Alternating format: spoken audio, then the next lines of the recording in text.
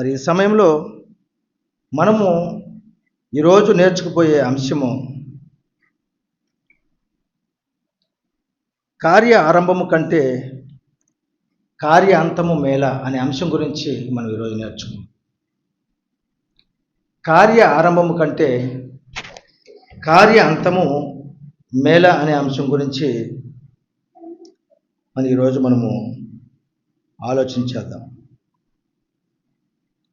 ప్రియమైన దేవుని వల్లరా, మానవ జీవితంలో మనిషి ప్రారంభాన్ని గురించి ఎక్కువగా ఆలోచన చేస్తుంటాడు. కానీ ప్రారంభము ఎంత ప్రాముఖ్యమైనదో ముగింపు కూడా అంతే ప్రాముఖ్యమైనది. అలానే నిత్య జీవం విషయంలో మనకు ప్రవేశం కలగాలి అంటే కేవలం ప్రారంభంలో బాగుంటే సరిపోదు. ముగింపు అనేది చాలా ప్రాముఖ్యమైనది. అందుకే మనము ముగింపు కూడా చాలా బాగుండాలి. మరి ఆ విషయాన్ని గురించి దేవుడు మనతో మాట్లాడుతున్నాడు. లోకంలో ఎవరైనా ఏదైనా ఒక ప్రాజెక్ట్ అనేది చేసేటప్పుడు ఆ ప్రాజెక్టు ప్రారంభానికి ముందు వారు ఏం చేస్తారంటే శంకుస్థాపన చేస్తారు.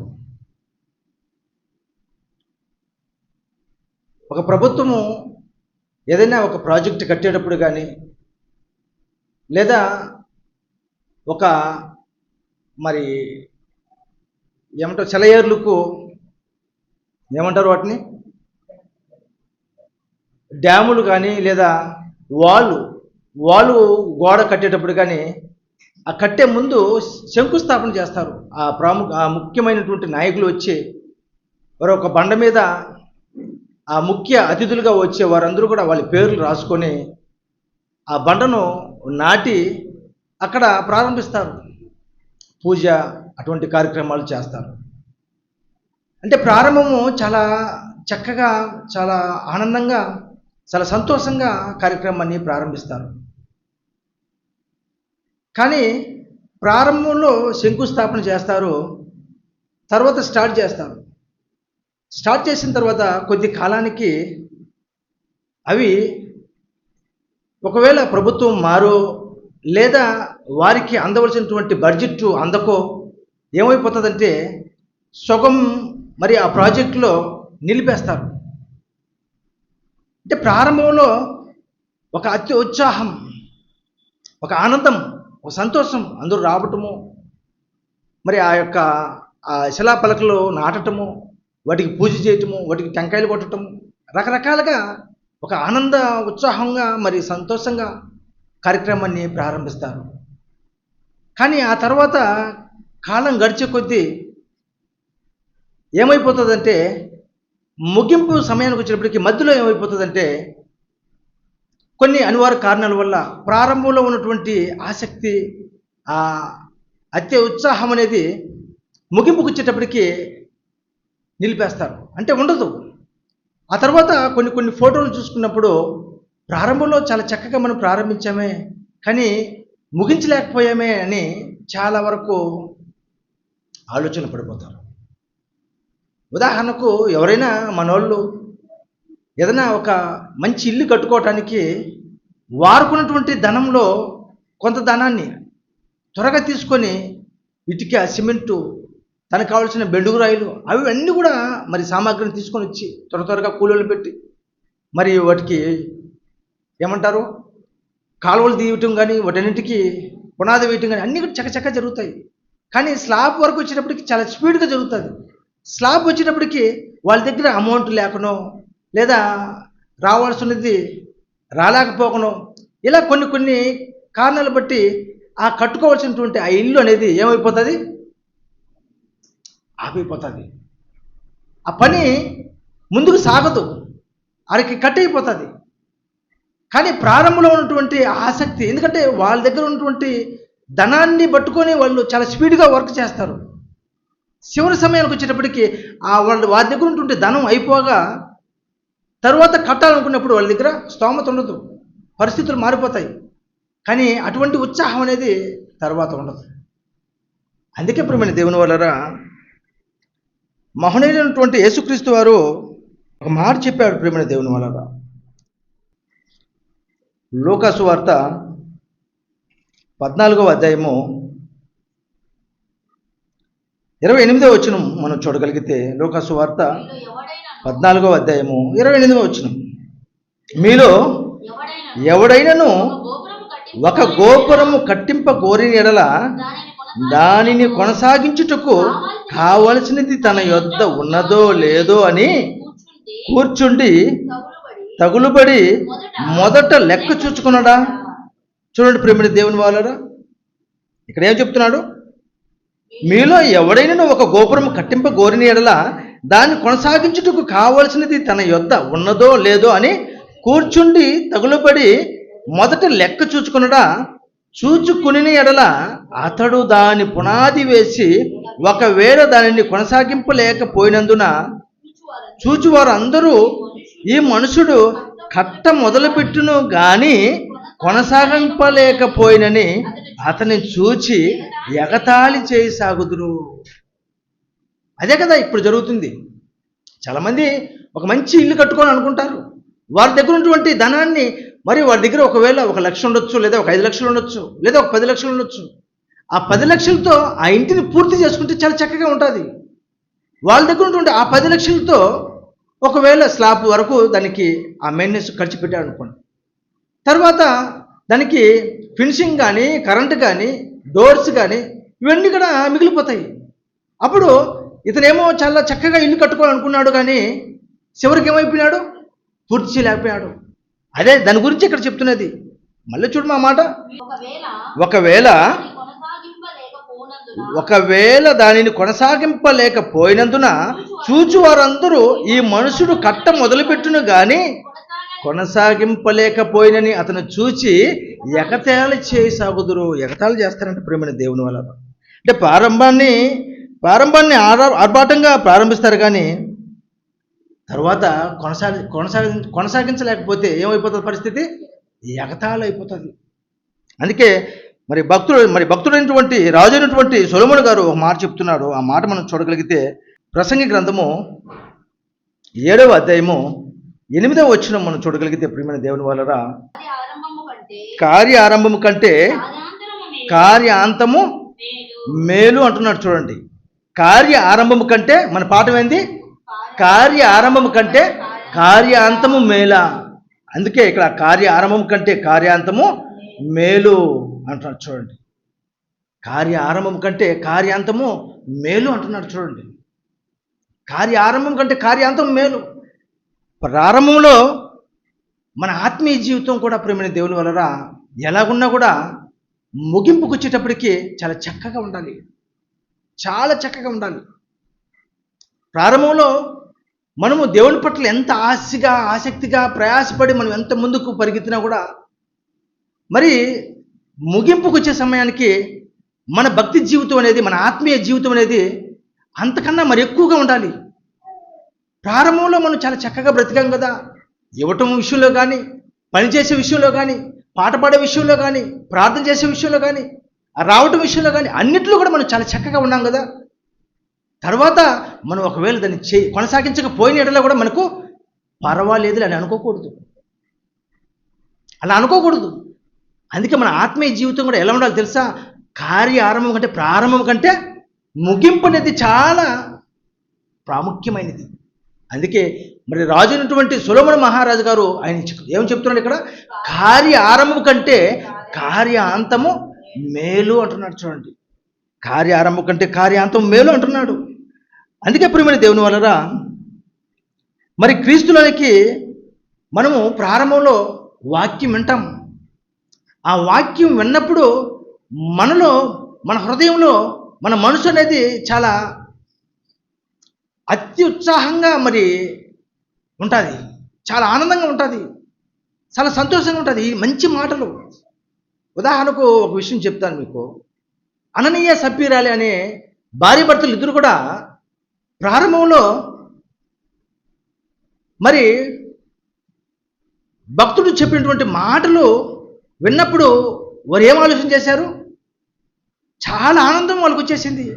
ఇది ఏం జీవితము, ఈ లోకం శాశ్వతం కాదు కదా, మనకు నిత్య జీవం కదా శాశ్వతం అని ఆలోచన చేసి మరి ఆ భక్తుడు చెప్పినటువంటి ఆ మాటలను బట్టి వాళ్ళ హృదయంలో ఏం ప్రేరేపణ వచ్చింది? వారుకున్నటువంటి ఉన్నటువంటి ఉదాహరణకు ఒక 50 సెంట్లు అనుకోండి. ఆ 50 సెంట్ల పొలాన్ని పూర్తిగా అమ్మేసి మనము దైవజనులకు ఇచ్చినప్పుడు మనకు నిత్య జీవంలో మనకు చాలా సంతోషంగా ఉంటాము, దేవుడి దగ్గర ఎప్పుడు మనం నిత్యం ఉండగలుగుతామనే ఆలోచన అది, ఆ ప్రేరేపణ అనేది ఎప్పుడు వచ్చింది? దేవుడి మాటలో ఆ భక్తుడు ద్వారా విన్నప్పుడు వచ్చింది. బాగా ఆలోచించేయండి. అంటే ప్రారంభంలో చాలా ఉత్సాహం, సంతోషం. ఆ మాటలు విన్నప్పుడు ఇంతకన్నా ఇంత గొప్ప భాగ్యం కన్నా మనకి ఇంకేం కావాలి చెప్పండి? ఇంత అద్భుతమైన ఈ భాగ్యం కన్నా మనకేం కావాలనే ఆలోచన వచ్చి అననీయ సప్పిరాలు వాళ్ళు ఆలోచన చేసుకుని ఏం చేశారు? పొలాన్ని అమ్మారు. వారుకున్నటువంటి ఆ పొలాన్ని అమ్మేటువంటి ఆ పొలము వచ్చినటువంటి ఆ ధనాన్ని ఏం చేశారు? వాళ్ళు 50,000కి అమ్మారు అనుకోండి. 50,000కి అమ్మి 30,000 దైవజనుడికి ఇచ్చేసి 20,000 మనము దాచిపెట్టుకుందాం, మన బ్రతుకు ఎలా? అందుకే ప్రియమైన దేవుని వల్ల దేవునికి ఇవ్వటానికి మనకు ప్రేరేపణ వస్తుంది. ఆత్మ ద్వారా మనకు ప్రేరేపణ వస్తుంది ఇవ్వటానికి. ఎంతైనా ఇవ్వాలి. ఎందుకంటే వాక్యం మన హృదయంలో మరి దూరినప్పుడు మనకి ఎక్కలేని ఆలోచన వచ్చేస్తుంది, ఎక్కలేని ఆనందం వచ్చేస్తుంది. ఇంతకన్నా గొప్ప భాగ్యం ఇది. మట్టి శరీరం, కొద్ది రోజులు ఉండిపోయే జీవితం ఇది శాశ్వతమైనది కాదు. ఇది శాశ్వతంగా ఉండవలసింది పరలోకం, దేవుడున్న లోకం, నిత్య జీవం. మరి అక్కడికి వెళ్ళాలి కదా. ఇదేంటి ఇది? ఈ కొద్ది జీవిత కాలానికి అన్నపాన వస్త్రములు కలిగి తృప్తి పడవచ్చు కదా అనే ఆలోచన ఎప్పుడు వస్తుంది? ఆ మాటలు మన హృదయంలో దూరినప్పుడు. అలానే అననీయ సప్పిరాలు కూడా ఆ మాటలు వారు మనసులో దూరినప్పుడు వాళ్ళకి ఏం ఆలోచన వచ్చింది? మనకున్నటువంటి పొలం మొత్తం అమ్మేసి దేవుని కొరకు ఇచ్చేద్దాం, అనేక ఆత్మల రక్షణ కొరకు మన కష్టాన్ని మన ధనాన్ని అప్పగిచ్చేద్దాము దైవజనుడికి అనే ఆలోచన వచ్చింది. అమ్మేటువంటి సొమ్మును ఏం చేసేవాళ్ళు? కొంత దాచుకున్నారు. ఎందుకో మన బ్రతుకెలా, మనం ఎలా బ్రతకాలి? ఒక బేదెదురాలు అలా ఆలోచన చేయలేదు ప్రేమ దేవుని వల్ల. ఆ పూటకే తినడానికి, ఆ పూటమే అనిపించడానికి ఆమె ఉంది. కానీ ఆమె ఏం చేసింది చెప్పండి? మొత్తం ఇవ్వాలని ఆలోచన వచ్చేసింది. కానీ ఇక్కడ అననీయ సప్పిరాలకి 30,000 దైవజనుడికి ఇద్దాం, 20,000 మనము మన పోషణ నిమిత్తము దాచుకుందాం. సరే, మీరు తీసుకున్నారు, మీ సొత్తే, మీ పొలమే, మీ ధనమే. అయినప్పటికీ దైవజనుడు అడిగాడు కదా, నిజం చెప్పు అయ్యా, ఇదిగో 50,000కి అమ్మాము, ఈ 50,000లో 20,000 మేము మా బ్రతుకు తెరువు నిమిత్తము లేదా మా పోషణ నిమిత్తము మేము తీసుకున్నాం, 30,000 మీ దగ్గర ఇచ్చాం అని భర్త చెప్పలేదు, అలానే భార్య చెప్పలేదు. చెప్పకపోగా భర్త చెప్పలా, ఏమైపోయినాడు? అబద్ధం ఆడాడు, పాపం చేశాడు, మరణించాడు. అలానే భార్య తన భర్తను పాతిపెట్టి వచ్చి వాళ్ళ కాళ్ళు కూడా కడుక్కోలా. అప్పుడే భార్య వచ్చింది, ఏమ్మా 50,000కి అమ్మారా అన్నప్పుడు, అవునయ్యా అన్నప్పుడు ఆమె కూడా అబద్ధం ఆడి చనిపోయారు. అంటే ప్రారంభంలో ఎలా ఉంది వాళ్ళ మాటలు, దేవుడు మాట్లాడినప్పుడు చాలా చక్కగా అత్యుత్సాహం, కానీ ముగింపు వచ్చేటప్పటికి మరణం. అందుకే ప్రేమ దేవుని వల్లరా కార్య ఆరంభము కంటే కార్యాంతము మేలు. అందుకే మన ఆత్మీయ జీవితంలో కూడా కార్య ఆరంభం కంటే ముగింపు, అంటే ప్రారంభం కంటే ముగింపు చాలా ప్రాముఖ్యమైనది. అందుకే ప్రేమ దేవుని వల్లరా యేసుక్రీస్తు వారి శిష్యుల్లో ఇస్కరియోతు యూదా మనందరూ తెలుసు ఆయన విషయం. ఆయన గురించి మనము ఆలోచన చేయగలిగితే మరి యూదా ప్రారంభంలో చాలా చక్కగా ఉన్నాడు ప్రేమ దేవుని వలన. యూదా ప్రారంభంలో చాలా చక్కగా ఉన్నాడు, ఆయనకు నమ్మకంగా ఉన్నాడు. ఆ విషయం గురించి యేసుక్రీస్తు వారు ఏం చెప్తున్నాడో మనం మత్తయి సువార్త 10వ అధ్యాయము మొదటి వచనం మనం చూడగలిగితే, ఆయన తన 12 మంది శిష్యులను పిలిచి అపవిత్ర ఆత్మలను వెళ్ళగొట్టుటకును, ప్రతి విధమైన రోగమును, ప్రతి విధమైన వ్యాధిని స్వస్థపరచుటకును వారికి అధికారం ఇచ్చెను. ఆ 12 మంది అపోస్తలుల పేర్లు ఏమనగా, మొదట పేతురు అనబడిన సీమోను, అతని సహోదరుడుకు ఆంద్రేయ, జబదేయ కుమారుడుకు యాకోబు, అతని సహోదరుడుకు యోహాను, ఫిలిప్పు, బర్తలోమియి, తోమా, సుంకరి అయిన మత్తయి, అల్పయి కుమారుడుకు యాకోబు, తద్దయి అను మారు పేరు గల లెబ్బయి, కానానీయుడైన సీమోను, ఆయనను అప్పగించిన ఇస్కరియోతు యోదా. ఈయన యేసుక్రీస్తు వారు 12 మంది శిష్యుల్లో ఒకడు. ఈయన ప్రారంభ జీవితం ఎలా ఉంది అంటే, ప్రియమైన దేవుని వలన చాలా చక్కగా ఉంది, చాలా చక్కగా ఉంది. ఏ విధంగా ఉండిందంటే దేవుడు వారికి ఒక అధికారం ఇచ్చాడు. ఏం అధికారం ఇచ్చాడు వాళ్ళకు? అపవిత్ర ఆత్మలను వెళ్ళగొట్టుటకును, ప్రతి విధమైన రోగమును, ప్రతి విధమైన వ్యాధిని స్వస్థపరచుటకును అటువంటి అధికారం ఇచ్చాడు ప్రియమైన దేవుని వలన. అటువంటి అధికారం ఇచ్చాడు. ఆ అధికారంతో వాళ్ళు చాలా చక్కగా ఉన్నారు. యోధా ప్రారంభంలో మరి వచ్చినటువంటి కానుకలు లెక్క పెట్టేవాడు. కానుక సంచుల్లో వచ్చినటువంటి ఆ కానుక ధనాన్ని ఏం చేశాడు? ఆయన లెక్క పెట్టేవాడు. బాగా ఆలోచించండి. ఒక వ్యక్తి ప్రియమైన దేవుని వలన ఒకనాడు నేను చూసింది ఏంటంటే, ఒక దైవజనుడు ఒక వ్యక్తికి కానుకలు లెక్క పెట్టమని అప్పచెప్పేవాడు. ఆ వ్యక్తి ఏం చేశాడు అంటే, ఆ దైవజనుడు తనను నమ్మి కానుకలు లెక్క పెట్టమని చెప్పేవాడు. ఆ లెక్క పెట్టే వ్యక్తి ఏం చేశాడంటే, ఆ కానుకల్లో కొంత ధనాన్ని తీసుకొని జేబులో పెట్టుకునేవాడు, కొంత ధనాన్ని లెక్క పెట్టి దైవజనులకు ఇచ్చేవాడు. అలా తన జీవితం అలానే కొనసాగింది. ఆ విషయాన్ని ఎందుకు ఉదాహరణ మీకు చెప్తున్నానంటే, ఇక్కడ యూదా కూడా యేసుక్రీస్తు వారు మరి యొక్క పరిచర్యలో వచ్చినటువంటి కానుకలను ఈయనేం చేశాడు? ఈయన కూడా మరి కానుకలు లెక్క పెట్టేవాడు. అలా లెక్క పెడుతూ పని చేస్తూ, అంటే నమ్మకంగా ఉంటూ కొద్ది కాలానికి ఏమైపోయినాడు? ఆయన ఆ కానుకల్లో కొంత ధనాన్ని తీసుకొని దాచిపెట్టుకునేవాడు. అంటే ప్రారంభంలో చక్కగా ఉన్నాడు. ఆ తర్వాత ఏమైపోయినాడు? దొంగగా అయిపోయాడు, మోసగాడిగా అయిపోయినాడు కదా. అంటే ప్రియమైన దేవునిలో ప్రారంభంలో తన జీవితం బాగుంది. తనకు ఒక అధికారం ఇచ్చాడు. ఏంటి అధికారం? రోగాలు బాగు చేసే అధికారం ఇచ్చాడు, స్వస్థపరిచే అధికారం ఇచ్చాడు, అపవిత్ర ఆత్మలను వెళ్ళగొట్టే అధికారం ఇచ్చాడు. ఆ తర్వాత ఈ అధికారం పొందినటువంటి ఈ వ్యక్తి ఏమైపోయినాడు? ఒకనాడు అపవిత్ర ఆత్మను వెళ్ళగొట్టేవాడు ఆ అపవిత్ర ఆత్మకే దాసోహం అయిపోయినాడు. ఆ అపవిత్ర ఆత్మనే దానిలోకి తెచ్చుకున్నాడు. అపవిత్ర ఆత్మకు అధికారిగా ఉన్నాడు, వెళ్ళగొట్టే అధికారిగా ఉన్నాడు. కానీ కొన్ని నాళ్ళకు ఏమైపోయినాడు? ఇతను ఆ అపవిత్ర ఆత్మకే దాసోహం అయిపోయినాడు. అతనిలోకి రప్పించుకున్నాడు అపవిత్ర ఆత్మను.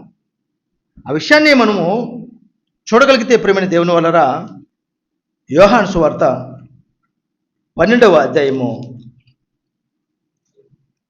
6వ వచనం, వాడు ఇలాగూ చెప్పినది బీదల మీద శ్రద్ధ కలిగి కాదు కానీ, వాడు దొంగయి ఉండి తన దగ్గర డబ్బు సంచి ఉండినందున అందులో వేయబడినది దొంగిలించుచూ వచ్చును కనుక ఇలా అలాగూ చెప్పబడింది. అంటే తన దగ్గర ఉన్నటువంటి ఆ కానుక సంచులు ఉంటుంటే దాన్ని ఏం చేశాడు? దొంగిలిస్తూ వచ్చాడు. అలానే అదే యోహాను సువార్త 13వ అధ్యాయము 26, 27 వచనాలు చూడగలిగితే, అందుకు యేసు, నేనొక ముక్క ముంచి ఎవనికి ఇచ్చిదనో వాడే అని చెప్పి ఒక ముక్క ముంచి సీమోను కుమారుడు ఇస్కరియోతు యోదాకి ఇచ్చాను. వాడు సాతాను వానిలో ప్రవేశించును. యేసు, నీవు చేయుచున్నది త్వరగా చేయమని వానితో చెప్పగా. ప్రియమైన దేవుని వలన ఒకనాడు ఇస్కరియోతు యోదాకి ఏమి ఇచ్చాడు? అధికారము. అపవిత్ర ఆత్మలను ఎల్లగొట్టే అధికారం యేసుక్రీస్తు వారు ఇచ్చాడు ఒకనాడు. కానీ తను రాను రాను ఏమైపోయినాడు? కానుక సంచిలో ఉన్నటువంటి ధనాన్ని దొంగలించే పరిస్థితికి వచ్చేసాడు. అలానే యేసుక్రీస్తు వారిని మరి ఏం చేశాడు? 30 ఎండు నాణ్యాలకు సిలువ మానుకు అప్పగించే విషయానికి, అంటే ప్రారంభంలో తన జీవితం ఎలా ఉంది? చాలా చక్కగా ఉంది, చాలా చక్కగా ఉంది. కానీ ముగింపుకు వచ్చే సమయానికి తన జీవితం ఏమైపోయింది? చూడండి, తన జీవితం ఏమైపోయింది? ఏమైపోయింది? అపవాదికి దాసోహం అయిపోయి ప్రేమని దేవుని వలన అపవాదికి ఒకనాడు అపవాదిని మరి అంటే అపవిత్ర ఆత్మను తరుముకుంటే పరిస్థితి అధికారికంగా దాని మీద పెత్తనం చలాయిస్తూ ఉన్నాడు. కానీ ముగింపుకు వచ్చేసేపటికే ఆ అపవిత్ర ఆత్మకు ఏమైపోయినాడు? దాసోహం అయిపోయినాడు. దాసోహం అయిపోయి ఏమైపోయినాడు? దాసోహం అయిపోయి ఏమైపోయినాడు? 30 ఎండు నాణ్యాలకు యేసుక్రీస్తు వారిని సిలువకు అప్పగించేశాడు. ఆ 30 ఎండు నాణ్యాలతో అతను ఏమన్నా చక్కగా మరి ఏదన్నా కొనుక్కోవటం కానీ లేదా ఏదైనా కట్టుకోవటం కానీ ఏమైనా చేశాడా? చేయలేదు ప్రేమని దేవుని వల్ల. ఆ 30 ఎండు నాణ్యాలకు తీసుకొని యేసుక్రీస్తు వారిని అప్పచెప్పాడు. ఆ తర్వాత ఒరే నిరపరాధిని నేను అన్యాయంగా సిలువ మానుకు అప్పచెప్పేసానే అని ప్రత్యాత్తాపడి ఆ 30 ఎండు నాణ్యాలు తిరిగి మళ్ళీ వారికి ఇవ్వటానికి వెళ్ళినప్పుడు వాళ్ళు ఏమన్నారు? తీసుకోవట్లేదు. తీసుకున్నప్పుడు ఆ 30 ఎండు నాణ్యాలు తీసుకువచ్చి ఏం చేశాడు? ఆ దేవాలయంలో పాడవేసి వచ్చి ఏం చేశాడు? ఉరి వేసుకున్నాడు. చూడండి, ప్రారంభమేమో తన జీవితం చాలా చక్కగా ఉంది ప్రేమని దేవుని వల్ల యోధా జీవితం. ముగింపుకు వచ్చేటప్పటికి ఏమైపోయింది తన జీవితము? డేలా పడిపోయినాడు. అందుకే మన బ్రతుకులు కూడా ప్రారంభం చాలా చక్కగా ఉంటుంది, చాలా ఉత్సాహంగా ఉంటుంది, చాలా మరి ప్రతి విషయంలో కూడా ప్రయాసపడుతూ పరిగెత్తుకుంటూ వస్తాం మనం. కానీ ముగింపుకు వచ్చే సమయానికి డేలా పడిపోతాం. అందుకే యోధ ప్రారంభంలో చాలా చక్కగా మరి దేవునికి అనుగుణంగా పనిచేశాడు. ముగింపుకు వచ్చేటప్పటికి ఆ కానుక సంచిలో ఉన్నటువంటి ధనాన్ని దొంగిలించేశాడు. ఆ తర్వాత 30 ఎండు నాణ్యాలకు ఏం చేశాడు? యేసుక్రీస్తు వారినే సిలువకు అప్పగించేశాడు. అందుకే కార్య ఆరంభం కంటే కార్యాంతము మేలా అన్నాడు ప్రేమని దేవుని వలన. అందుకే ఆ విషయం గురించి మనం మత్తయి సువార్త 27వ అధ్యాయము 4-5 వచనాలు మనం చూడగలిగితే, మత్తయి సువార్త 27వ అధ్యాయము 4వ వచనము 5వ వచనం మనం చూడగలిగితే, నేను నిరపరాధ రక్తమును అప్పగించి పాపము చేసితినని చెప్పిను, వారు దానితో మాకేమి. చూడండి బాగా చూడండి, ఇక్కడ నేను నిరపరాధ రక్తమును అప్పగించి పాపము చేసితిని చెప్పిను. ఎవరు చెప్పాడు? యోధ ఎవరైతే 30 నాణ్యాలు ఇచ్చారో వాళ్ళకి చెప్పాడు. వాళ్ళకి చెప్పినప్పుడు వాళ్ళు ఏమంటున్నారు? వారు దానితో మాకేమి, నీవు చూసుకోమని చెప్పగా అతడు ఆ వెండి నాణ్యములను దేవాలయంలో పారవేసి పోయి ఉరిపెట్టుకునేను. చూడండి ప్రేమని దేవుని వలన ఎవరైనా మనలో కూడా మనకు ఒక ఆలోచన వస్తుంది. ఏంటి ఆలోచన అంటే, యోధాకు తప్పు చేసేటప్పుడు తనకు తెలియలే. ఎందుకు తెలియలేదంటే తన మనోనేత్రాలను అపవాది గుడ్డుతనంగా కలుగజేసింది. ఎందుకంటే కళ్ళు కనపడవు. ఒక ఉదాహరణ మీకు చెప్తాను ప్రేమని దేవుని వలన. ఒక ఉదాహరణ మీకు చెప్తాను. నిన్న దినానో లేదా మొన్న దినానో లేదా వారం ముందో తెలియదు, కానీ ఒక పెద్ద వ్యక్తి ఇంచుమించు 50-55 ఏళ్ళు గిరణ వయసు ఉండొచ్చు. ఆ వ్యక్తి స్కూల్లో చదువుకున్నటువంటి ఒక 12-13 ఏళ్ళు పాపను తీసుకొని వచ్చి, మరి ఎన్ని మార్లు తీసుకొని వచ్చాడో తెలియదు, కానీ 4 మార్లు అనుకుంటా. మరి 4 మార్లు అని చెప్పాడు టీచరు. కానీ ఆమె 4వసారి ఆ పాపను తీసుకొని వచ్చి ఒక తోటలోకి పిలుచుకోమన్నాడు. తోటలోకి పిలుచుకొని ఆమెను ఏం చేశాడో తెలియదు, కానీ ఒక వ్యక్తి ఆమె మళ్ళీ డ్రెస్ మళ్ళీ వేసుకునేటప్పటికి, అనగా పైన ఓని వేసుకునేటప్పుడు ఒక వ్యక్తి వీడియో తీసేశాడు. అంటే చూసినాడు. చూసినప్పుడు ఆ దొంగతనం అనేది అనగా అతను చేసే తప్పిదనం అనేది తనకు దొరికిపోయినప్పుడు ఎవరు నువ్వు ఎందుకు తీసుకొని వచ్చావు, ఎవరు ఈ పాప అన్నప్పుడు నా మనవరాలని అతను పొంకాడు. ఆమె ఏమనింది, మా తాత అని ఆమె అనింది. మీ తాత అన్నప్పుడు మీ మనవరాలు అయినప్పుడు మరి ఆ పాప తోటలోకి ఎందుకు తీసుకొచ్చావు, తోట ఎవరిది అని విచారించగా నేను ఒక కౌన్సిలర్ని, నన్ను అడుగుతావా అని తన మీద బెదిరింపుగా మాట్లాడాడు.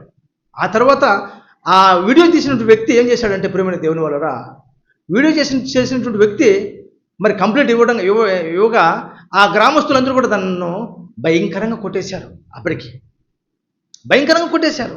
ఆ తర్వాత పోలీసులు వచ్చి సగం ఊపిరి వెళ్ళిపోయింది. ఆ తర్వాత తీసుకొని జైల్లో వేసేశారు. జైల్లో వేసి తను మరి కోర్టుకు అప్పచెప్పాలనో ఎక్కడికో తీసుకువెళ్ళేటప్పుడు అక్కడ ఒక చెరువు ఉండింది. ఆ చెరువులో మరి ఎందుకో పాసుకుపోతాను అని చెప్పి వచ్చి ఆ చెరువులో మరి వాళ్ళు తోసేశారో లేదా ఈయన దూకి చనిపోయాడో తెలియదు, కానీ అతను చనిపోయాడు. తన కూతురు ఏం చెప్పింది, తను చేసిన తప్పే, తనకు శిక్ష వేయాలి, కానీ చెప్పాలి కదా. మరి యొక్క తప్పిదము అనేది ఎలా జరిగింది, ఏం కథని తెలియజేయాలి కదా. ఏం చెప్పకుండా ఏం తెలియజేయకుండా మీరు ఇష్టానుసారంగా మీరు చేస్తేనే వాళ్ళ కూతురు రోధిస్తున్నది, తన కొడుకు ఆ యొక్క డెడ్ బాడీకి మరి అడ్డంగా వచ్చి ఎదురుగుతున్నాడు. అంటే ప్రియమైన దేవుని వలన తన పాపం చేసేటప్పుడు, అంటే ఆ పాపకు కొన్ని తినుబండారాలు ఇచ్చి తీసుకువచ్చేటప్పుడు ఏం తెలియలేదు. ఎందుకు తెలియలేదంటే తన మనోనేత్రాలకు అపవాది గుడ్డితనంగా కలిగజేసింది. ఎందుకంటే పాపం అయితే చాలా రుచిగా ఉంటుంది, చాలా రుచిగా ఉంటుంది. అందుకే సొలొమోను గారు తన గ్రంథంలో, సామెతల గ్రంథంలో మరి రాస్తున్నప్పుడు ఆ మాటలు చూస్తే ఎంత చక్కగా ఉంటాయి తెలుసా. ఆ విషయం గురించి ఒక సహోదరుడు మరి మాట్లాడుతున్నప్పుడు, అంటే అతను మరి ఆపిల పండు తిన్నట్టు లేదా మరి ఏదో పండు తిన్నట్టుగా మాట్లాడతాడు అనమాట. అంత తేలిగా ఉంటుందంట, అంత రుచిగా ఉంటుందంట. చూడండి, అంత రుచిగా ఉంటుందంట. అంటే పాపం చేయటానికి ప్రేరేపణ వచ్చినప్పుడు అంత రుచిగా ఉంటుందంట. కానీ ఆ పాపం చేసిన తర్వాత, మనోనేత్రాలు వెలిగింపబడిన తర్వాత, ఆ శిక్షకు మనం ఎదురవుతున్నప్పుడు ఎంత భయంకరంగా, ఇంత పని చేశాను నేను, ఇంత అవమానం తెచ్చుకున్నాను నేను అనే ఆలోచన ఎప్పుడు వస్తుందో తెలుసా, పాపం చేసిన తర్వాత. ఆ పెద్ద అయినా ఆ పాపం తీసుకొని వచ్చి పలుమార్లు తీసుకొని వచ్చి ఆ పాపకి ఏదో తినపడాలి. ఎందుకంటే మరి లేని వాళ్ళు పాపం బిడ్డలకు ఆశే కదా, ఏదన్నా మరి తినాలని ఆశే, ఏదైనా ఇస్తారని ఆశే. ఆ ఆశ కలిగి ఆ బిడ్డ ఏం చేసింది, తను చెప్పినట్టు వచ్చి తనతో తప్పు చేసేసింది. కానీ తను తప్పు చేసేటప్పుడు అతనికి ఏం తెలియలేదు. పాపం చేసినాక మరి ఆ శిక్ష అనుభవిస్తున్నప్పుడు తనకు అనిపించింది. తనకు శిక్ష ఎన్ని రోజులు వేశారని తెలుసా, 40 ఏళ్ళు ఇంచుమించు మరి జైల్లో ఉండటానికి శిక్ష వేసినప్పుడు 40 ఏళ్ళు నేను ఎందుకు ఇలా ఏమంటారు జీవ ఖైదీ ఎందుకు అనుభవించాలనే ఆలోచనతో తను ఆ చెరువులో అతను దూకాడో తెలియదు, మరి వీళ్ళు తోసేశారో తెలియదు, తను చనిపోయాడు. ప్రియమైన దేవుని వలన ఎందుకు ఈ విషయాలన్నీ చెప్తున్నానంటే, మనకు కూడా మన జీవితంలో కూడా మనము ప్రారంభంలో చాలా ఉత్సాహంగా ఉంటాం. ముగింపుకు వచ్చే సమయానికి మనము ఆ ఉత్సాహాన్ని నీరు కారుస్తాం అనమాట. ఆ ఉత్సాహాన్ని సన్నగిలుతుంది అనమాట. ప్రారంభంలో ఉన్నటువంటి భక్తి, ప్రారంభంలో ఉన్నటువంటి ఆ భయం అనేది మరి చివరి దినాల్లోకి వచ్చేటప్పటికి ఉండదు. ప్రేమని దేవుని వల్ల ఉండదు. నిన్న నాకు తిరుపతికి ప్రాంతానికి వెళ్ళేటప్పుడల్లా అక్కడ ఉన్నటువంటి కొంతమంది నపంసకు ఒక వ్యక్తి నాకు ఎదురుపడినారు. వాళ్ళు డబ్బులు అడిగేటప్పుడు ఎందుకు ఇలా అడుక్కోవటము, ఒక వ్యక్తి నపంసకులుగా ఉన్నటువంటి వ్యక్తి ఎవరు, అంజలిని, ఆమె చక్కగా దేవుని బ్రతుకుతున్నది కదా, ఆమె రూపం చూడండి ఎంత చక్కగా ఉందో, ఎంత ఆనందంగా ఉందో, దేవుని స్వరూపం కలిగి ఉన్నది. అలా ఏం బ్రతకొచ్చు కదా అని చెప్పేసి ఆమె తొట్టే చూస్తున్నప్పుడు ఆమె ఏం చేసిందంటే ఇట్లా అంటున్నాను, నేను నమస్కారం చెప్పాను అనమాట. అంటే ఆ విధంగా ఉన్నారు ప్రియమైన దేవుని వల్ల. పాపముతో నిండిపోయినది లోకం. మరొక వ్యక్తి నైట్ ఇంచుమించు 7:30-8 అవుతుంది. నేను కుమారుడు ఇద్దరు తిరుపతి నుంచి వస్తున్నాం. కరకంపాడు ఆ డౌన్ మరి దిగగానే అక్కడ పెద్ద స్తంభాలుగా ఉన్నాయి. ఆ స్తంభాల పక్కన కూర్చొని వర్షపడుందా, నీళ్లు ఉన్నాయి, లైట్ ఒకటి వేసి ఇటు పిలుస్తున్నారు అనమాట. వెనక పక్క ఒక ఆవిడ నిలబడి ఉన్నది, ఈ మాత్రము రండి సిగ్నల్ అనమాట. అటువంటి భయంకరంగా ఉన్నది. ఎందుకంటే పాపము అనేది ప్రియమైన దేవుని వలన, పాపం అనేది ఎవరు ఎవరు ఎవరు ఎవరు కల్పించాడు? అపవాది. అపవాది వాడు ప్రతి ఒక్కరిని వాడు లాగేసుకుంటున్నాడు ప్రియమైన దేవుని వలన. ఎటువంటి వాడినైనా కూడా లాగేస్తాడు వాడు. వాడిని పన్నాగం అది. ఎందుకంటే దేవునికి ఎవరు దక్కకూడదు, దేవుని దగ్గరికి ఎవరు పోకూడదు. అందరూ నాతో పాటు, నాకు దక్కనటువంటి ఆ పరలోకము మరి మిగతా వాళ్ళకి ఎందుకు దక్కాలి? అందరూ కూడా నాతో పాటు నిత్య నరకంలోకి వెళ్ళిపోవాలి. కాబట్టి ప్రియమైన దేవుని వలన, అందుకే ప్రారంభం కంటే ముగింపు చాలా ప్రాముఖ్యమైనది. మరొక విషయాన్ని మనం ఆలోచించగలిగితే లూకా సువార్త 23వ అధ్యాయము 42వ వచనం మనం చూడగలిగితే, లూకా సువార్త 23వ అధ్యాయము 42వ వచనం. యేసు, నీవు నీ రాజ్యములోనికి వచ్చినప్పుడు నన్ను జ్ఞాపకము చేసుకునమనెను. అందుకైనా వానితో, నేడు నీవు నాతో కూడా పరదేశంలో ఉందువని నిశ్చయముగా నీతో చెప్పుచున్నాను అన్నాడు. ప్రియమైన దేవుని వలన ప్రారంభంలో ఇస్కరియోతు యూదా జీవితం చాలా బాగుంది. ముగింపుకు వచ్చేటప్పటికి తన జీవితం ఏమైపోయింది? పాడైపోయింది. అలానే ఇక్కడ ముగింపు ఎలా ఉందో మనము ఆలోచించగలిగితే, ఇక్కడ ముగింపు కూడా ఎలా ఉందో మనం ఆలోచించగలిగితే, ఇక్కడ యేసుక్రీస్తు వారితో పాటు మరి ఇద్దరు దొంగలకు సిలువ వేశారు. యేసుక్రీస్తు వారితో పాటు ఇద్దరు దొంగలకు సిలువ వేశారు. ఒకడేమో నిన్ను నువ్వు రక్షించుకొని నన్ను కూడా రక్షించని ఒకడు అంటాడు. మరొకడేమంటాడు? యేసు, నీవు నీ రాజ్యంలోనికి వచ్చినప్పుడు నన్ను జ్ఞాపకము చేసుకోనమనెను. అందుకు యేసుక్రీస్తు వారు ఏమన్నాడు? అందుకైనా వానితో, నేడు నీవు నాతో కూడా పరదేశంలో ఉందువని నిశ్చయముగా నీతో చెప్తున్నాను అన్నాడు. కానీ ఈ దొంగ ప్రారంభంలో తనకిష్టం వచ్చినట్లు, తనకు నచ్చినట్లు బ్రతికాడు. అనేక దొంగతనలు చేశాడు. కరెక్టే కదా? అంటే ఇస్కరియోతు యూదా ప్రారంభంలో చాలా చక్కగా ఉన్నాడు, చాలా దేవునికి భయభక్తి కలిగి ఉన్నాడు. అధికారికంగా మరి యేసుక్రీస్తు వారు అధికారాన్ని అప్పచెప్పాడు. కానీ ప్రారంభంలో బాగున్నాడు. ముగింపుకు వచ్చేటప్పటికి ఇస్కరియోతు యూదా ఏమైపోయినాడు? పాపంలో పడిపోయినాడు. కానీ ఈ దొంగ ఏమేం చేశాడు? ప్రారంభంలో తనకిష్టం వచ్చినట్లు మరి పాడు పనులు చేసి చివరి సమయానికి వచ్చేటప్పటికి ఏమన్నాడు? ప్రత్యేతపడినాడు. దీనస్థితితో యేసు, నీవు నీ రాజ్యంలోనికి వచ్చినప్పుడు నన్ను జ్ఞాపకం చేసుకోవా? ఒక్క మాటతో 3.5 సంవత్సరం పాటు యేసుక్రీస్తుతో ఉన్నటువంటి వ్యక్తి ఏమైపోయినాడు? అన్యాయంగా నిత్య నరకానికి పొందుకున్నాడు. కానీ కొన్ని గంటల వ్యవధిలో ఈయనేం చేశాడు? నిత్య జీవాన్ని పొందుకున్నాడు. అందుకే ప్రియమైన దేవుని వలన కార్య ఆరంభం కంటే కార్యాంతము మేలు. ప్రియమైన దేవుని వలన కార్య ఆరంభం కంటే కార్యాంతం మేలు. కానీ ఇస్కరియోతు యూదా ప్రారంభంలో బాగున్నాడు, తన ముగింపు జీవితం అనేది అన్యాయంగా నిత్య నరకాన్ని పొందుకునే విధంగా తయారైపోయినాడు. కానీ ఈ దొంగ ప్రారంభంలో బాగలేడు, తన ప్రారంభ జీవితం బాగలేదు. కానీ ముగింపు జీవితంకి వచ్చేటప్పటికే పశ్చాత్తాపడ్డాడు. యేసుక్రీస్తు వారితో పశ్చాత్తాపడ్డాడు కాబట్టి తనకి నిత్య జీవం అనేది మరి పొందుకున్నాడు. అందుకే ప్రియమైన దేవుని వలన, అందుకే ప్రారంభం బాగుంటే సరిపోదు, ముగింపు బాగుండాలి. అందుకే మనందరిలో కూడా నేను పదే చెప్తుంటాను, నేను పదే హెచ్చరిస్తుంటాను. ఎందుకంటే ప్రారంభంలో నాకు తెలిసి నేను మరి పరిచర్యకు వచ్చినప్పుడు చాలామంది మన కుటుంబ సభ్యుల్లో అత్యుత్సాహంగా కరపత్రాలు పంచే విషయంలో కానీ, పాంప్లెట్లు మరి ఏమంటారు పోస్టర్లు కనిపించే విషయంలో కానీ, మరి బ్యానర్లు కట్టే విషయంలో కానీ, అనేక ఆత్మలకు మరి దేవుని మాటలు చెప్పే విషయంలో కానీ, దేవుని పని నిమిత్తం ఎవరు ఇచ్చే విషయంలో కానీ, పాట పాడే విషయంలో కానీ, పాల్గొనే విషయంలో కానీ, ప్రతి విషయంలో కూడా అత్యుత్సాహంగా ఉన్నారు. కానీ రాను ఏమైపోయింది? సన్నగిలిపోతుంది. ప్రారంభంలో ఒక సెమినరీ జరుగుతుంది, పెడుతున్నాము అని అంటే ప్రియమైన దేవుని వలన ఇదిగో నాది ఇంత, ఇదిగో నా ఇంత. కానీ రాను ఏమైపోతుంది? సన్నగిలిపోతుంది. దీనికి అంతటి కారణం ఎవరు అంటే అపవాది. ప్రారంభంలో దేవుని మాట అనేది మన హృదయంలో చాలా నాటబడింది కాబట్టి చాలా అత్యుత్సాహంగా మనము ఇచ్చే విషయంలో ఇస్తున్నాము, పని చేసే విషయంలో పని చేస్తున్నాము, పాట పాడే విషయంలో పాట పాడుతున్నాము, ప్రార్థన చేసే విషయంలో ప్రార్థన చేస్తున్నాము, వచ్చే విషయంలో సమయానికన్నా ముందే వచ్చేస్తున్నాము. కానీ రాను రాను రాను రాను మన భక్తి జీవితం ఏమైపోయింది? సన్నగిలిపోయింది. ప్రేమని దేవుని వల్ల సన్నగిలిపోయింది. అందుకే ఒక ఇస్కరియోతు ప్రారంభంలో బాగున్నాడు, ముగింపుకు వచ్చేటప్పటికి తన భక్తి జీవితం అనేది సన్నగిలిపోయింది. కాబట్టి నిత్య నరకాన్ని అతను పొందుకునే స్థితికి వెళ్ళిపోయాడు. అలానే మన జీవితం కూడా ప్రారంభంలో బాగుంటే సరిపోదు. ప్రారంభంలో నేను ఎంతో ధనాన్ని, నా కష్టానంతా ఇచ్చేసాను కదా, నేను ఎన్నో మార్లు మరి పాత్రలు కడిగాను, వంట చేశాను కదా, నేను చర్చి ఊడ్చాను కదా, మరి సమయానికన్నా ముందు నేను వచ్చేసాను కదా,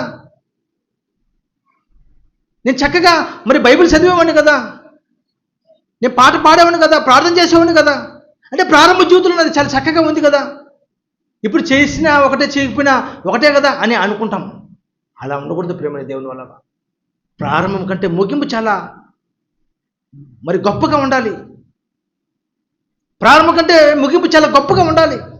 కానీ ఈ దొంగ చూడండి, ప్రారంభంలో తన బ్రతుకు ఎలా ఉందో తెలియదు, కానీ ముగింపుకు వచ్చేటప్పటికి తన పొందుకునే గోలు పొందుకోగలిగాడు. అందుకే ప్రేమని దేవుని వల్ల ఒక విషయాన్ని మనం బైబిల్లో చూడగలిగితే, యెహెజ్కేలు గ్రంథము 18వ అధ్యాయము 24వ వచనం, 21వ వచనం చూడము. 21. అయితే దుష్టుడు తాను చేసిన పాపములన్నిటినీ విడిచి నా కట్టడలన్నిటినీ అనుసరించి నీతిని అనుసరించి న్యాయము జరిగించిన ఎడల అతడు మరణము నందుడు, అవశ్యముగా అతడు బ్రతుకును. అతడు చేసిన అపరాధములలో ఒకటియు జ్ఞాపకములోనికి రాదు. అతని నీతిని బట్టి అతడు బ్రతుకును. చాలమ్మా. ఇక్కడ విషయం గురించి ఆలోచన చేయని ప్రేమ దేవుని వల్ల. మరి దొంగ ఏం చేశాడు? ప్రారంభంలో అనేక దొంగతనాలు చేశాడు, తనకిష్టం వచ్చినట్టు బ్రతికాడు. కానీ ముగింపుకు వచ్చేటప్పటికి తన బ్రతుకును మార్చుకున్నాడు, తన బ్రతుకును మార్చుకుని పశ్చాత్తాపడ్డాడు. కానీ ఇక్కడ మనం ఆలోచన చేయాల్సింది ఏమంటే, అయితే దుష్టుడు తాను చేసిన పాపాలన్నింటినీ విడిచి నా కట్టడలన్నింటినీ అనుసరించి నీతిని అనుసరించి న్యాయము జరిగించిన ఎడల అతడు మరణము నొందడు, అవశ్యముగా అతడు బ్రతుకును. అతడు చేసిన అపరాధములలో ఒకటియో జ్ఞాపకంలోనికి రాదు. అంటే ప్రారంభంలో ప్రేమని దేవుని వల్ల నువ్వెన్ని చేసినా అలా అని నువ్వు ప్రారంభంలో నీకు ఇష్టం వచ్చేట్లు నీకు నచ్చినట్లు బ్రతకమని కాదు. ప్రారంభంలో ఒకవేళ నువ్వు ఏదో తెలిసి తెలియక ఒకవేళ తప్పిదములు నువ్వు చేసినా ముగింపుకు వచ్చేటప్పటికి నీ భక్తి జీవితం అనేది చాలా చక్కగా ఉండాలి. అదే ఇక్కడ చెప్తున్నది. అందుకే 24వ వచనంలో ఏం చెప్తున్నాడు అంటే, అయితే నీతిపరుడు తన నీతిని విడిచి పాపము చేసి దుష్టుడు చేయు హేయ క్రియలన్నింటినీ ప్రకారము జరిగించిన ఎడల అతడు బ్రతుకునా. అతడు చేసిన నీతి కార్యములు ఏమాత్రమును జ్ఞాపకములోనికి రావు. అతడు విశ్వాసఘాతకుడి చేసిన పాపములన్నిటి బట్టి మరణమునందును. అంటే ప్రారంభంలో నేను ఎన్నో చేశాను కదా, అదే ఇంత ముందుగా మీకు చెప్పినట్టు, ప్రారంభంలో నేను ఎన్నో చేశాను కదా, నేను ఎంతో నా కష్టాన్ని ఇచ్చేసాను కదా, నేను ఎంతో పని చేశాను కదా, నేను ఎన్నో విషయాలు పాల్గొన్నాను కదా, ఎన్నో కరపత్రికలు పంచాను కదా, ఎన్నో పోస్టర్లు అతికించాను కదా, ఎన్నో మరి ఫ్లెక్సీలు కట్టాను కదా, రాత్రి అనక మరి వర్షం అనక గాలి అనక ఎండనక ఎంతో కష్టపడి త్యాగం చేశాను కదా, మరి ఈ చివరి సమయంలో నేను చేయకపోయినా పర్వాలేదులే అని అనుకోకూడదు ప్రేమని దేవుని వల్ల. అలా అనుకుంటే ప్రారంభంలో చేశాను కదా, ముగింపులో నేను చేయకపోతే ఏం పర్వాలేదులని అనుకోకూడదు. అందుకే చాలామంది క్రైస్తవ కుటుంబాల్లో కూడా మా తాత ముత్తాతల కాడి నుంచి మేము క్రైస్తవులే కదా, మేమంతా కూడా మా కుటుంబం అంతా కూడా దేవుని కోసం మేము త్యాగం చేస్తున్నాం కదా అని అనుకుని చివరి సమయానికి వచ్చేటప్పటికి వాళ్ళ కుటుంబం అంతా కూడా ఏమైపోతుందంటే దేవుళ్ళు సన్నగిలిపోతుంటారు. అందుకే ఆ కుటుంబం అంతా కూడా ఏమైపోతుంది, చివరి సమయానికి వచ్చేటప్పటికి మొదటి వారు కడపటి వారు అవుదురు, కడపటి వారు మొదటి వారు అవుదురు అని అంటారు. అంటే మేము ప్రారంభం నుంచి ఉన్న వాళ్ళు ఏమైపోతారు, కడపటి వారు అయిపోతారు. అంటే శాశ్వతంగా దేవుళ్ళు లేకుండా వెళ్ళిపోతారు. కానీ కడపటి వారు మొదటి వారికి, అంటే మొదటి ప్లేస్లోకి వచ్చేస్తారంట. అంటే చివరి సమయంలో దేవుడిని మాటలు విని విశ్వసించి దేవుని కొరకు చక్కగా బ్రతకాలనే ఆలోచన ఉంటుంది ప్రేమ. చూడండి, బయట ఒకవేళ వాళ్ళకి సత్యం తెలియకపోయినా కూడా దేవుని వాక్యంలో చాలా విశ్వాసంగా ఉంటారు, చాలా భక్తిగా ఉంటారు, చాలా భక్తిగా ఉంటారు. సత్యం తెలియకపోయినప్పటికీ వాళ్ళ భక్తి జీవితం చాలా చక్కగా ఉంటుంది. అందుకే ప్రారంభం కంటే ముగింపు చాలా గొప్పది ప్రేమ దేవుని వలన. మేము మా తాత ముత్తాతల కానించి మేము క్రైస్తవులు, మేము దేవుళ్ళు ఉన్నాము, మరి చివరి సమయంలో మేము దేవుళ్ళు ఒకవేళ లేకపోయినా మాకు పరలోకం ఉంటుందని అనుకుంటే తప్పు. అదే ఈ మాటను బట్టి మనకు అర్థమయ్యేది ఏంటంటే, మనం ప్రారంభంలో ఏదో చేసామని కాదు, కానీ మనం ముగింపు జీవితం వచ్చేటప్పటికి చాలా చక్కగా ఉండాలి, చాలా చక్కగా ఉండాలని చెప్తున్నాడు ప్రభువు దేవునిలో. అదే ఇక్కడ 24వ వచనంలో ఏం చెప్తున్నాడు? అయితే నీతిపరుడు తన నీతిని విడిచి పాపము చేసి దుష్టులు చేయు హేయ క్రియలన్నిటి ప్రకారము జరిగించిన ఎడల అతడు బ్రతుకున, అతడు చేసిన నీతి కార్యములు ఏమాత్రమునో జ్ఞాపకం రావంటున్నాడు. చూడండి, అతడు చేసిన నీతి కార్యములు ఏమాత్రం జ్ఞాపకం రావు. అంటే ప్రారంభంలో చేసినటువంటి ఆ నీతి కార్యాలన్నీ కూడా ఏమాత్రం జ్ఞాపకం రావు. ఏమి వస్తాయంట? ముగింపులో నువ్వు చేసినటువంటి మరి అనేకమైన ఏమంటాడు,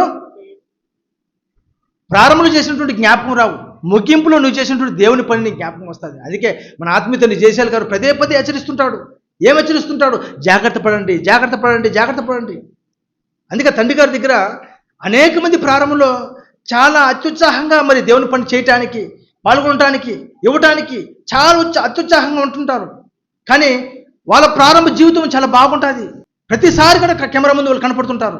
అలా రాగా మరి వారికి ఉన్నటువంటి ఆ భక్తి, ఆ విశ్వాసం అనేది చివరి సమయానికి వచ్చినప్పటికి, ఎందుకంటే మేము జ్ఞానం నేర్చుకున్నాం కదా, ఈ జ్ఞానం మేము తెలుసుకున్నాం కదా, మేము అనేక కార్యక్రమాలు పాల్గొన్నాం కదా, మాకు ఇంతటి హోదా వచ్చేసింది కదా, మాకు ఇంకేం కావాలని మరి యూదాకు ఏ విధంగా అయితే గర్వం వచ్చేసిందో, అంటే నేను ఒక యేసుక్రీస్తు వారు పక్కనే ఉన్నాను కదా, నాకు అధికారం ఇచ్చాడు కదా, రోగాలు మరి పోగొట్టే అధికారం ఇచ్చాడు, స్వస్థతలు చేసే అధికారం ఇచ్చాడు, అపవిత్రాత్మలను వెళ్ళగొట్టే అధికారం ఇచ్చాడు, అంతకన్నా నాకేం కావాలి అనే ఆలోచన, అనే గర్వం, అనే ఏమంటారు ప్రేమని దేవుని వలన అహం వచ్చేసింది.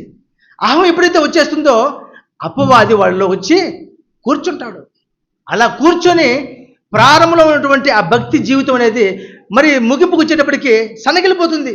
ప్రారంభంలో నేను చాలా అత్యుత్సాహంగా ఉంటాను కదా, ఇవ్వడంలో కానీ, పాల్గొన్న విషయంలో కానీ, అన్ని విషయాలు బాగుంటాడు.